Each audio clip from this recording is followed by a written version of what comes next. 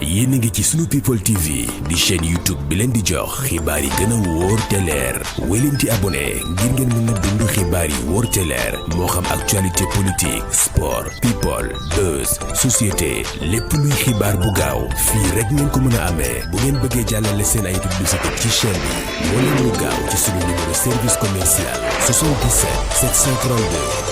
92 37 bu leen fàttee di abonné ci chaîne YouTube bi di sunu people TV. mbokk yi xarit yi jërë ngeen jëf ñu ngi leen di nuyu bu baax a baax ci sunu people TV ñu dikkaat ak yéen ci li gën a fës ci internet bi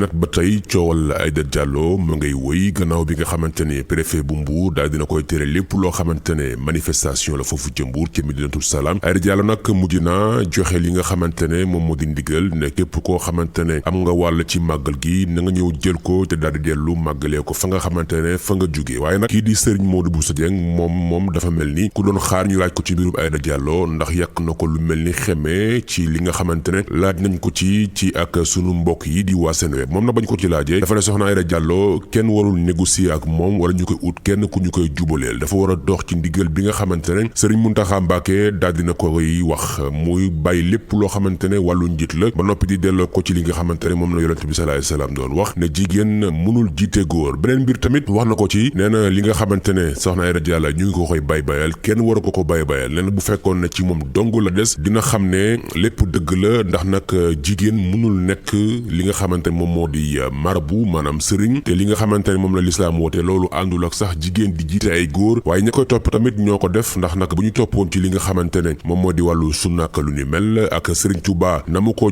jàngalee nee na loolu kenn du ko foowee kooku nag mooy Serigne Modou Bousso Dieng moom daal wax na li nga xamante ne moom moo di xalaatam nee na amul lenn loo xamante ne dañu koy négocier ak kii di soxna Aïda Diallo dañu ko war a tere lépp loo xamante ne moo jëm ci wàllu cant ak yu ni mel ak njiit bu fekkee ne daa bëgg a jiite na dem jiite ay jigéen waaye daal mu naan dafa jiite ay góor loolu moom ñun murit yi duñu ko nangu ay kàdduk Serigne Modou Bousso Dieng la mbokk yi xarit yi woy leen di abonné ci sunu people TV.